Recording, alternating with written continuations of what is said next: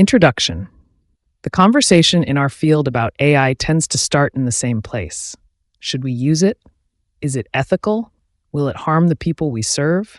Those are real questions. I have been asked them in podcasts, in conferences, in the comments under my own posts, and in my own head.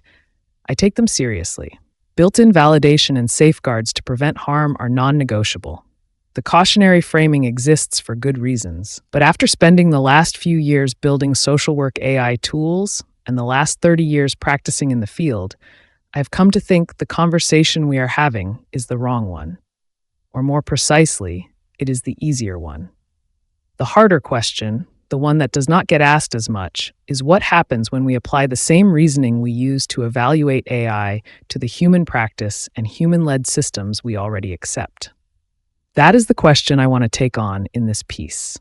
I'm writing this as a practitioner, not as a researcher. I am not making an academic argument. I am working through something I have been thinking about and speaking on for years, in conversations, on podcasts, in videos that can still be viewed today, in the work itself that has come up over and over with colleagues, and that I think the field needs to face more honestly than it currently is. Here is the position I have come to. The concerns we use to question AI in social work practice are mostly real concerns: bias, hidden assumptions, potential for harm, inconsistent outputs, scaled impact across thousands of cases. Each of those is worth taking seriously. But each of those is also already true in different ways of human practice and the institutional systems we operate within. We have made peace with the human and institutional versions. We are refusing to make peace with the AI version. And I do not think the reasoning we are using to draw that line holds up. This is not an argument that AI is fine and the concerns are overblown. It is an argument that we owe ourselves consistency. If the things we are afraid AI will do are already happening in the practice and systems we already participate in, then we need to either reckon with both or reckon with neither. Selective rejection is not actually a position. It is an unexamined inheritance. The question worth asking. Most of our field's conversation about AI focuses on whether we should use it. That framing puts frontline practitioners in an impossible position. The AI is already in their workflows. It is in the productivity tools their agencies use. It is in the search engines and translation services they rely on. It is in the documentation platforms, the case management systems, and increasingly in the risk assessment instruments that have shaped child welfare decisions for decades. The should we question is academic for the people doing the actual work. The AI is already there. The real question, the one that matters for practice, is how we use it well, how we implement, iterate, and learn in real time, how we build safeguards that catch what the technology misses, how we keep professional judgment central to every decision the work requires. That iteration has to be cautious. I want to be clear about this. Saying we should focus on how to use AI well, rather than whether to use it, does not mean abandoning critical thinking. It means moving the critical thinking to a more useful place. The question of whether to use AI is settled by the world we are already living in.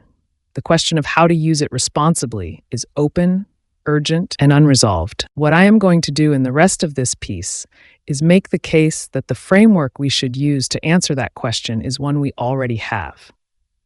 We have been answering versions of it for decades, just not about AI. We have been answering it about ourselves as practitioners and about the systems we work within. The standards we should apply to AI are the standards we should already be applying. The work is not building new ethics for new technology. It is applying existing ethics consistently across all the forms practice takes. That sounds simple. The implications are not.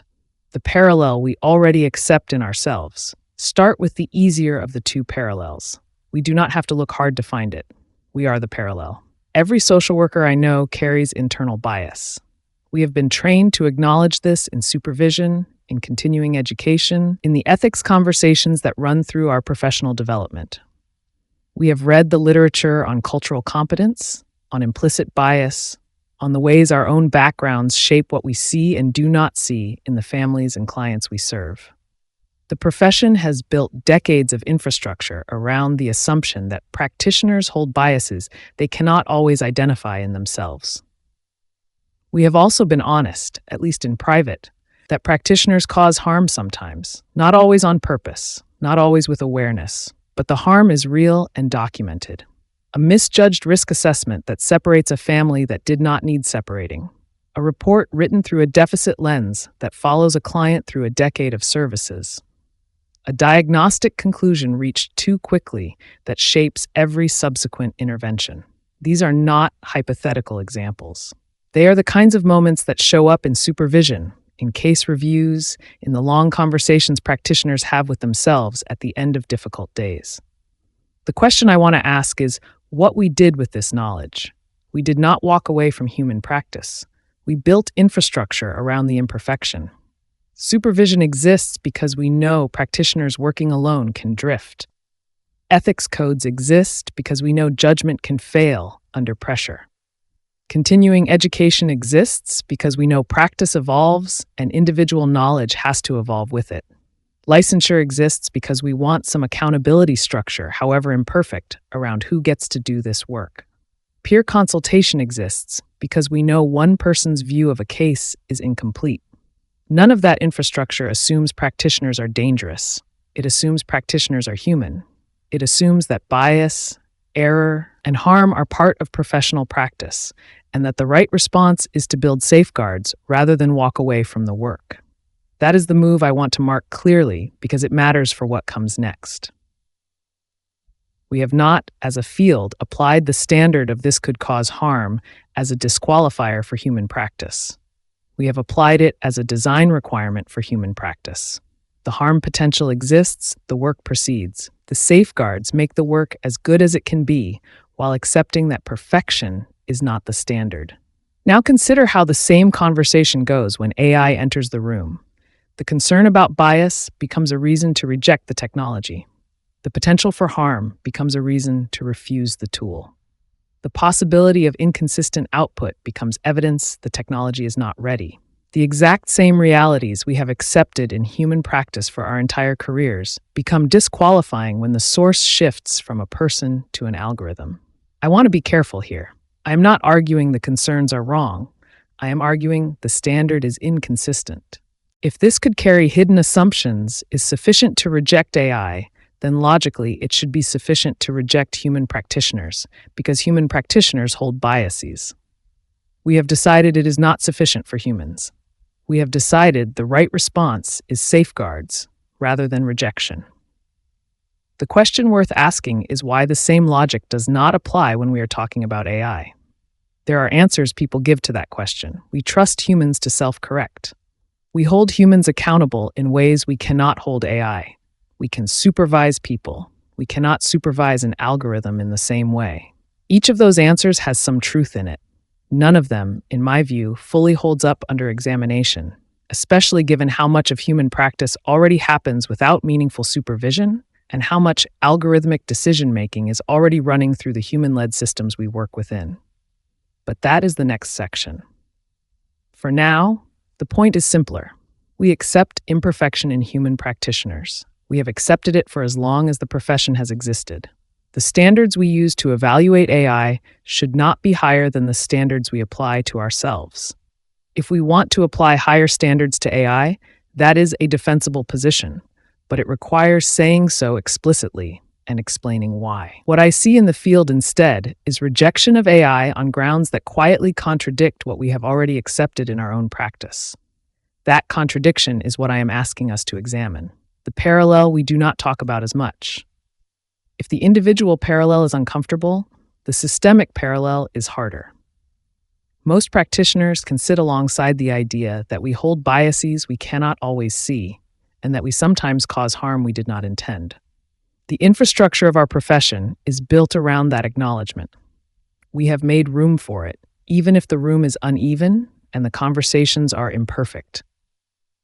What is harder to confront is what happens when individual bias and individual harm move through institutions, when the ways we see clients, document them, refer them, assess them, and intervene with them aggregate into patterns that no single practitioner created, but that every practitioner participates in. That is the layer of the profession we do not examine as often, and it is the layer that matters most for the AI conversation. Let me describe what I am talking about specifically. Child welfare systems in the United States surveil and intervene in Black, Brown, and Indigenous families at rates that have been documented for decades. The disproportionality data is not contested at this point. It exists in federal reports, in state-level studies, in the work of researchers like Dorothy Roberts, Alan Detlaf, Kiara Bridges, and Theresa Rocha Beardall, who have spent careers documenting what the system does and what it costs the families who pass through it. Indigenous and Native American children continue to be removed from their families at some of the highest disproportionate rates in the country.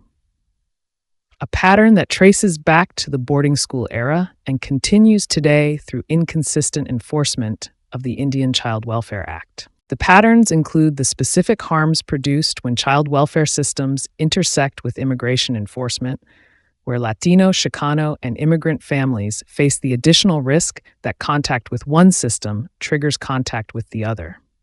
Family separation in child welfare and family separation at the border are not unrelated phenomena. They reflect overlapping institutional patterns that practitioners may participate in without fully recognizing how the systems interact. The patterns are not the work of biased individuals making bad decisions in isolation.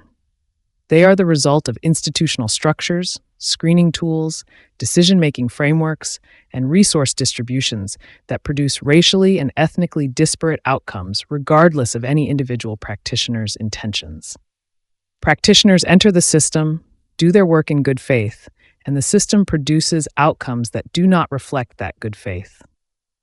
School discipline data shows the same kind of pattern. Students of color, students with disabilities, and students from low-income backgrounds are referred to discipline, suspended, expelled, and pushed toward the justice system at rates that cannot be explained by individual behavior alone.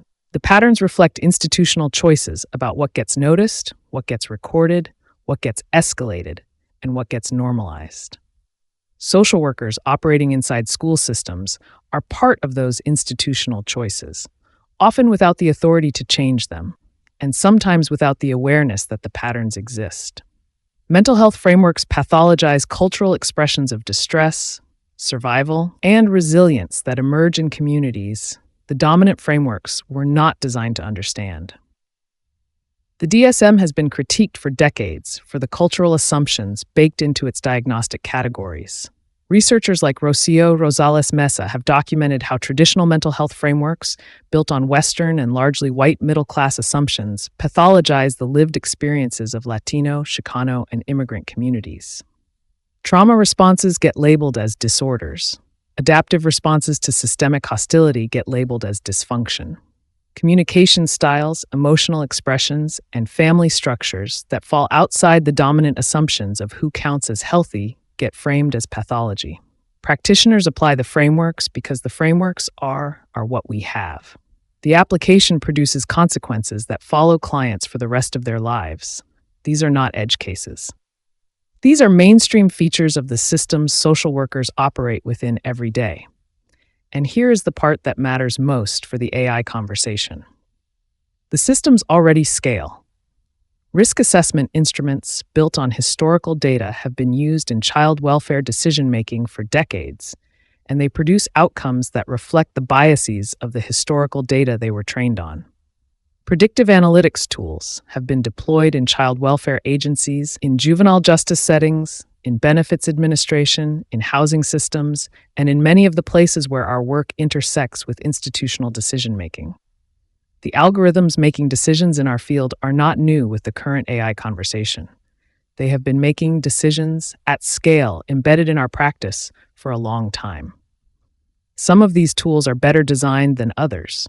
Some have transparency built in. Most do not. The literature on algorithmic bias in human services is extensive, mature, and uncomfortable. Researchers like Virginia Eubanks in Automating Inequality have documented in detail how algorithmic systems already shape the experiences of poor families navigating public services. The systems are not new. The harm they produce is not new.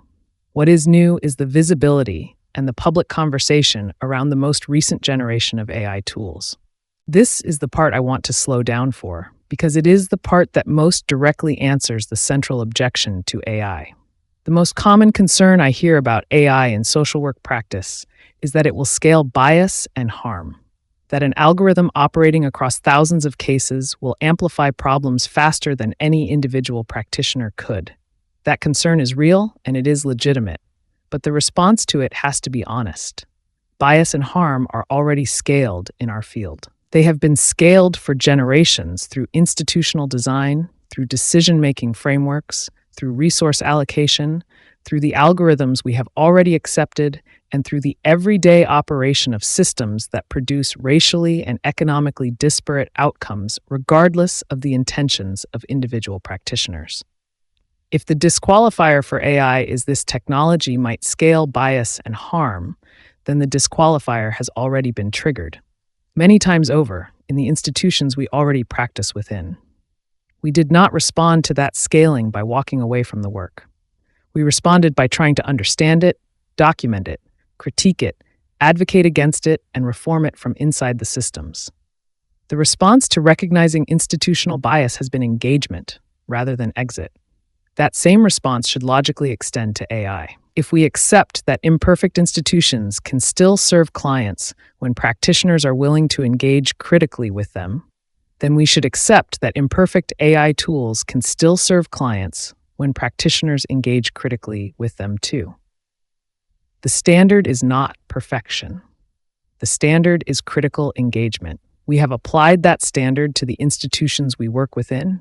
We should apply it to the technologies we use within those institutions. There is something else worth describing here that often gets lost in the AI conversation. The systemic harm in our field is not happening because of AI. It is happening because of the way our field has historically operated, the assumptions it has carried, the populations it has prioritized and neglected, and the structures it has built. AI is entering a field that already has these problems. AI did not create them. AI is, in some cases, making them more visible, because algorithmic outputs are easier to audit than the diffuse decisions of thousands of individual practitioners. That visibility is uncomfortable. It is also useful. The patterns we have struggled to identify in human-led systems become harder to deny when an algorithm produces them in concentrated form. This is part of why I find the AI conversation so frustrating when it stays at the level of, should we use it? The question implies that the alternative to AI is a clean, unbiased, harm-free human practice. That alternative does not exist. The alternative to AI in social work is human practice operating within institutions that already produce the same kinds of outcomes we are afraid AI will produce. The choice is not between AI and a better world. The choice is between two flawed approaches that both require ongoing critical engagement. Once that is clear, the consistency question becomes hard to avoid. We have applied one standard to ourselves and to our institutions. We are applying a different standard to AI. The grounds we use to reject AI either disqualify human practice and human-led institutions too, or they do not disqualify AI either. Selective application is not actually a position. It is a habit we have not examined. The next section is about what consistency would actually require. The consistency test. Here is where the argument turns into a question the reader has to answer. Not me. Each social worker, each supervisor, each agency leader, each educator who has been participating in the field's conversation about AI. The question is this. The concerns we are using to question or reject AI in social work practice, bias, hidden assumptions, potential for harm, inconsistent outputs, scaled impact across many decisions, are concerns that already apply to human practitioners and to the institutional systems we work within. We have not used those concerns as grounds to reject human practice. We have not used them as grounds to walk away from the institutions. We have used them as design requirements that demand safeguards, transparency, accountability, and ongoing reform. If we apply the same logic consistently, one of two things has to be true. Either the concerns are sufficient to reject practice, in which case we should be rejecting human practitioners and human-led institutions on the same grounds we are using to reject AI, or the concerns are not sufficient to reject practice, in which case AI deserves the same response we have given to human practitioners and human-led institutions: critical engagement, safeguards, and ongoing reform rather than refusal. Selective application is the third option. It is the one most of the field is operating in right now. We accept the harms we have inherited and reject the harms we are being asked to take responsibility for. We require AI to clear a bar that human practice and human-led institutions have never been required to clear. That selective application is not actually a defensible position. It is a habit. And like most habits, it goes unexamined until someone asks why we do it. I want to pause here and be honest about why this is hard to confront. The field's resistance to AI is not entirely about logic. Some of it is about fear of change, which is human and reasonable. Some of it is about fear of obsolescence, which is also human and reasonable. Some of it is about fear of corporate capture, which is grounded in real concerns about who profits from AI and at whose expense. And some of it, importantly, is about access. The field has had decades to study its own biases and advocate for reform within the institutions we participate in. AI is being developed largely outside of that access. Most practitioners cannot meaningfully shape how the major AI systems are built, trained, or deployed. The resistance to a technology you have no real voice in shaping is not irrational. It is a response to being excluded from the conversation about something that will change your work, whether you participate or not. All of these fears deserve respect. None of them, in my view, justify the inconsistency at the level of professional reasoning. But the access piece in particular suggests that the path forward includes building practitioner-led AI development, not just resisting practitioner-excluded AI development. The work of taking the consistency seriously requires us to do something uncomfortable. It requires us to look at the harms we have learned to accept and ask whether we have accepted them too easily. The disproportionality data has been documented for decades, and the field has continued to operate within child welfare systems that produce racially disparate outcomes. The disability and race patterns in school discipline have been documented for decades, and the field has continued to operate within school systems that produce them. The cultural critiques of diagnostic frameworks have been documented for decades, and the field has continued to apply those frameworks. We have made our peace with each of these realities, in the sense that we have continued to do the work, even when the work participates in patterns we would refuse to defend if asked directly. That is not a comfortable thing to look at. The field's response to AI gives us a chance to do something different than the response we gave to the algorithms already in use, the institutional patterns already documented, and the diagnostic frameworks already shaping practice. The chance is to take the standards we say we believe in seriously across the board, rather than applying them only to the newest entrant in the conversation. If we are willing to do that, the AI conversation transforms. It stops being a debate about whether to use a technology and becomes a continuation of the work the field has always tried to do, examining what we participate in, asking what serves clients well and what does not, building safeguards where safeguards are needed, advocating for change where the systems fall short, and remaining accountable to the people we serve, regardless of which tools or institutions we are working within. That is the field at its best. That is what the practitioners I respect most have been doing for their entire careers. The AI question is not separate from that work. It is part of it. If we are not willing to do that, the AI conversation reveals something else. It reveals that the field's resistance to AI is not actually about the harms we say we are concerned about. If those harms were the real issue, we would be applying the same scrutiny across all the sources of harm we already participate in. We are not. The selective scrutiny suggests the resistance is about something else, and the field would be better served by being honest about what that something else is, rather than continuing to defend a position that does not hold up under examination.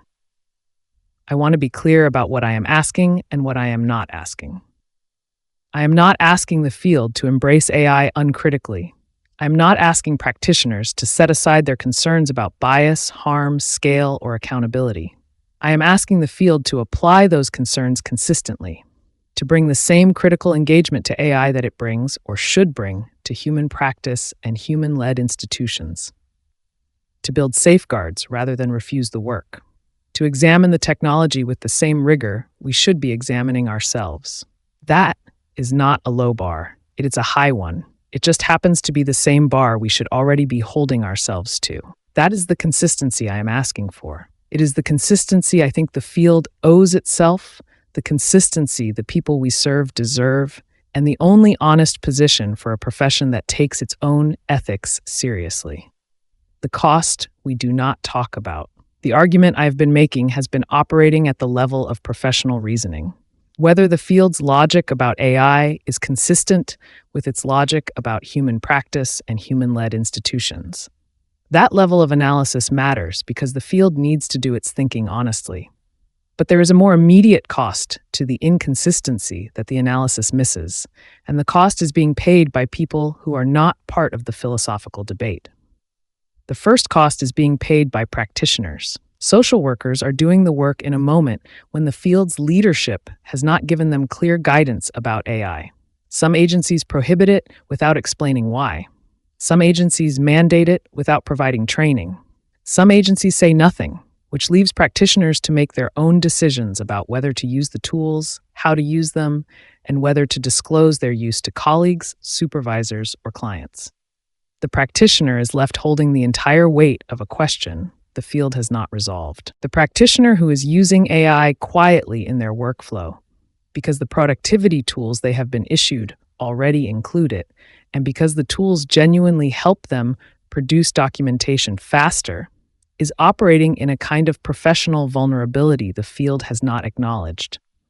They cannot ask their supervisor for guidance because they do not know if their use is permitted. They cannot ask their colleagues because the conversations about AI in our field tend to default to a defensive posture that assumes use is suspect.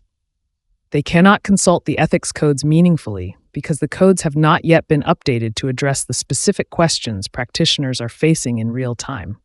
So they make their own decisions, alone, often without the information they would need to make those decisions well. The practitioner who is not using AI because their philosophy or their agency's policy or their supervisor's caution has kept them away from it is operating in a different kind of professional vulnerability. They are watching colleagues produce documentation faster than they can. They are watching workflows around them shift in ways they cannot fully track.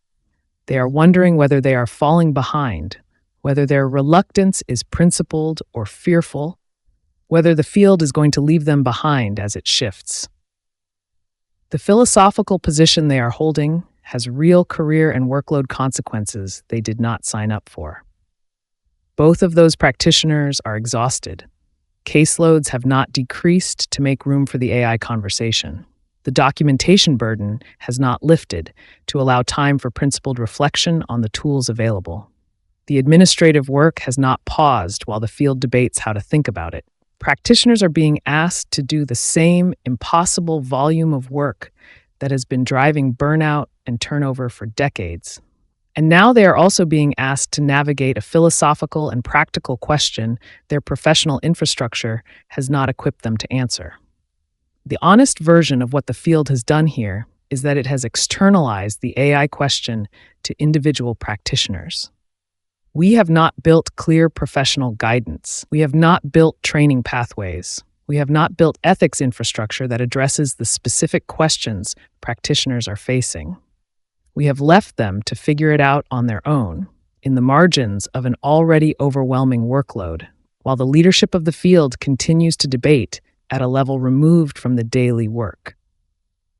That is its own form of harm, and it falls hardest on the practitioners with the least institutional power, new social workers without the experience to navigate the ambiguity, frontline workers without the political capital to challenge agency decisions, practitioners in under-resourced settings where the AI tools available are likely the lowest quality and the agency support is likely the weakest. The cost of the field's unresolved position is distributed unequally, and it concentrates among the practitioners who are already carrying the heaviest loads. But the deepest cost of the inconsistency is not paid by practitioners. It is paid by the individuals, families, and communities those practitioners serve. A social worker who is exhausted by the documentation burden produces worse documentation. That is not a criticism of practitioners. It is a fact about cognitive load.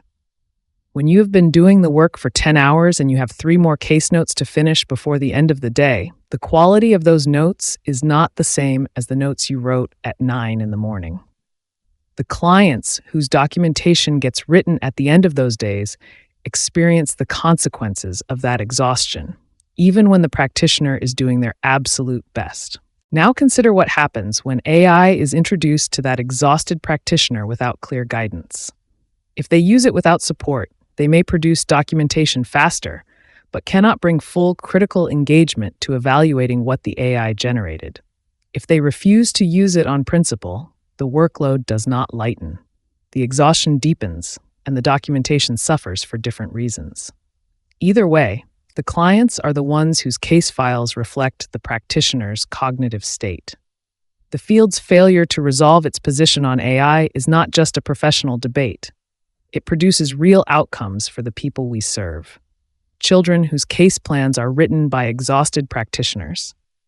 Families whose service referrals move slower because their social worker is refusing to use the tools that could speed them up, or move faster, but with less attention because their social worker is using those tools without support. Clients whose documentation moves through the system in ways they cannot see and cannot challenge, in part because the field has not built the transparency infrastructure that would let them know how the documentation about their lives is being produced. The communities most affected are the same communities the systems already harm most: Black, Brown, Indigenous, Latino, Chicano, and immigrant families navigating child welfare and the systems that intersect with it, including immigration enforcement. Low-income families navigating benefits systems that are increasingly algorithmic. Communities that have been documenting institutional harm for generations are now navigating an additional layer of complexity that the field has not given practitioners the support to handle responsibly. The downstream cost of the field's inconsistency lands hardest on the people the field exists to serve. That is what the field's selective scrutiny is producing, not abstract harm, specific harm, distributed unequally, falling on practitioners and on the people they serve, while the philosophical conversation continues at a level that does not reach the daily work.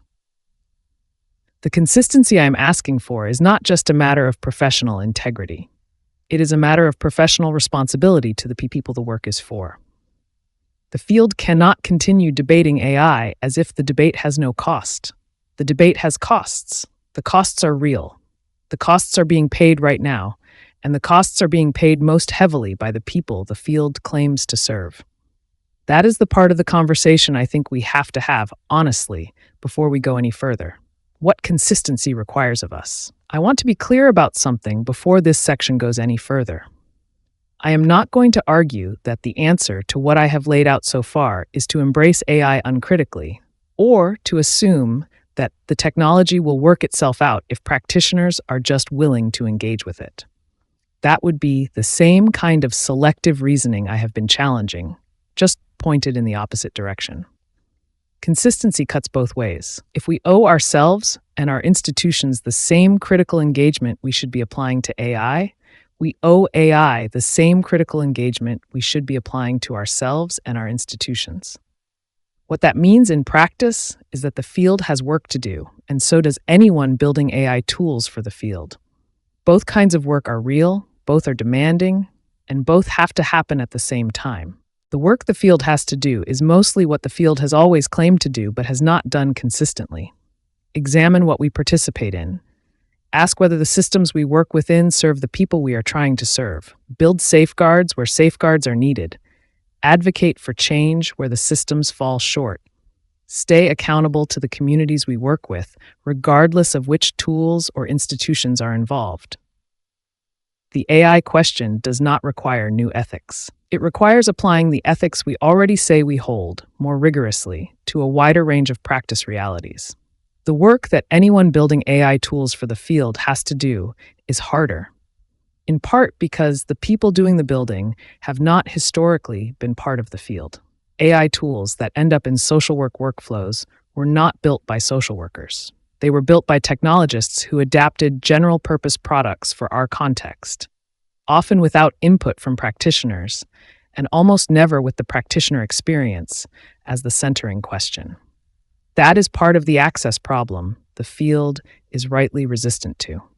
Tools designed by people who have never sat in a CPS interview, never written a court report at midnight before a morning hearing, never managed a caseload of 50 families with more than 50 different sets of needs, are tools designed without the constraints that should shape them. That is the gap the social work magic ecosystem exists to address. I am not going to use this section to walk through the products.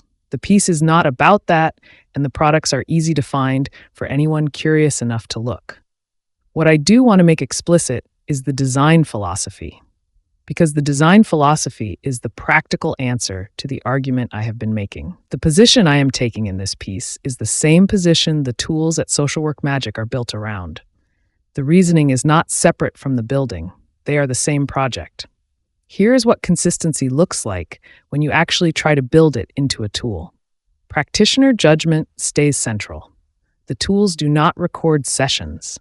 They do not generate documentation without practitioner input. They do not make decisions for practitioners or recommend interventions without explicit human review. The practitioner enters the context, shapes the output, edits the result, and remains responsible for everything that gets used. The AI is a tool the practitioner is using, not an authority the practitioner is deferring to. Bias is made visible rather than hidden. Documents generated through some of the tools include sections that show potential biases the AI may have introduced, alternative perspectives the practitioner may not have considered, and gaps in the AI's reasoning. The point is not to claim the AI is bias-free. The point is to make the bias auditable so the practitioner can evaluate it, contextualize it, and correct for it. In tools across the social work magic ecosystem, where the feature applies, this shows up as a section called Potential Biases that appears below clinical documents generated through Magic Docs. As far as I am aware, no other social work AI tool currently does this in the same way. Confidence is communicated explicitly. Where appropriate, the tools include confidence indicators that show how well supported the output is by evidence, professional standards, and the specific context the practitioner provided. A high score does not mean the practitioner accepts the output uncritically. It means they know what the AI was working from. A low score means they know the output needs more practitioner input before it should be used. In the tools where the feature applies, this shows up as the AI confidence indicator, a 0 to 100% score with the specific influencing factors visible. Sources and reasoning are made traceable. When the tools draw on research, frameworks, or guidelines, the connection is visible. The practitioner can see why a particular response was generated and what informed it. That visibility is the foundation of professional trust.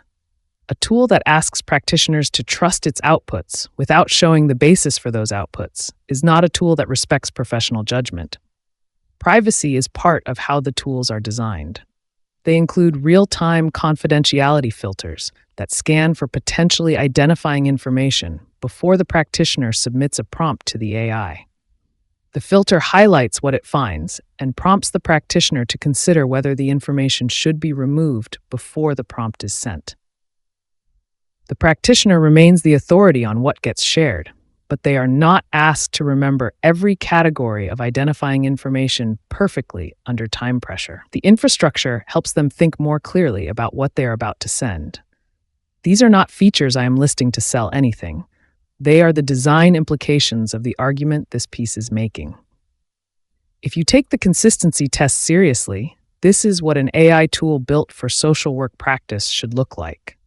The practitioner stays in control, the bias is visible, the confidence is communicated, the sources are traceable, the privacy is protected. None of these design choices are revolutionary.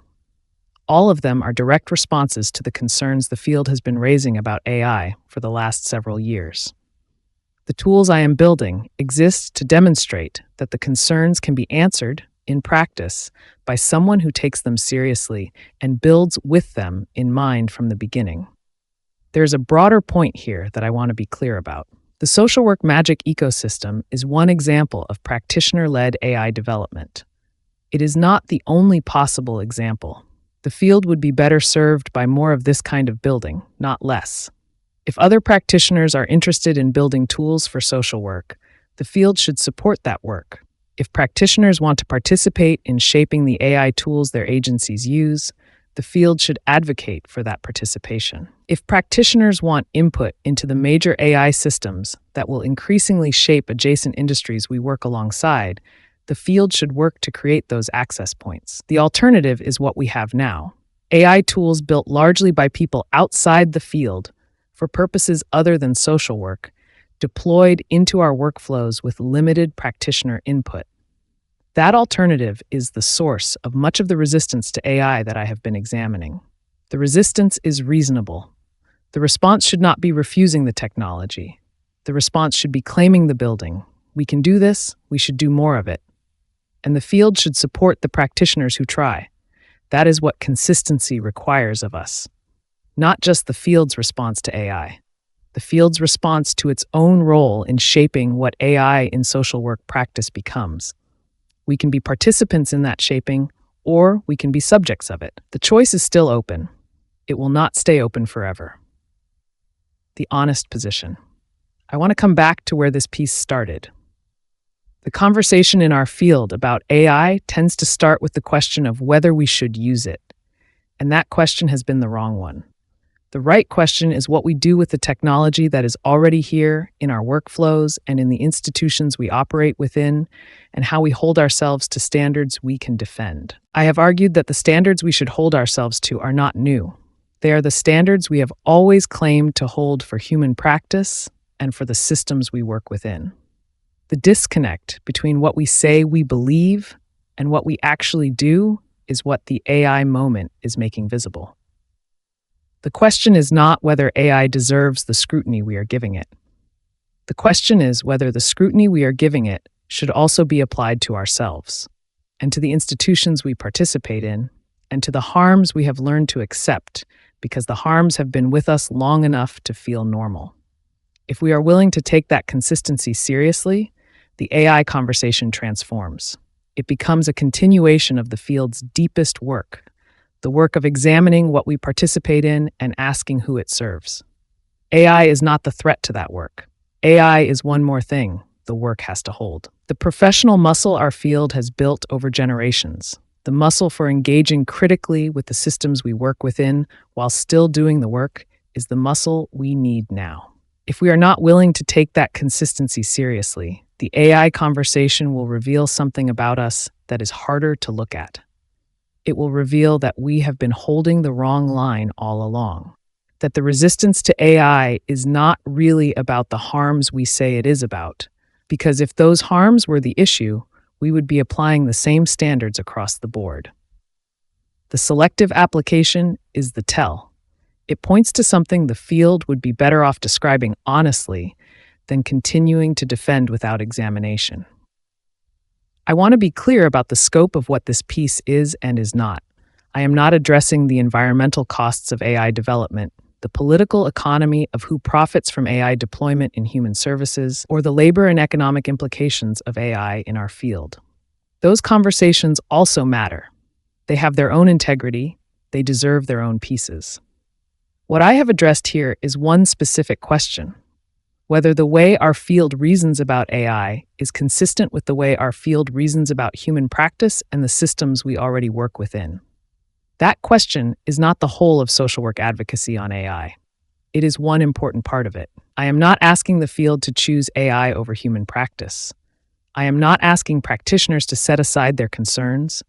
I am not asking anyone to abandon their values. I am asking us to apply our values consistently, to bring the same critical engagement to AI that we should be bringing to everything else, to build safeguards rather than refuse the work, to remain accountable to the people we serve regardless of which tools or institutions are involved.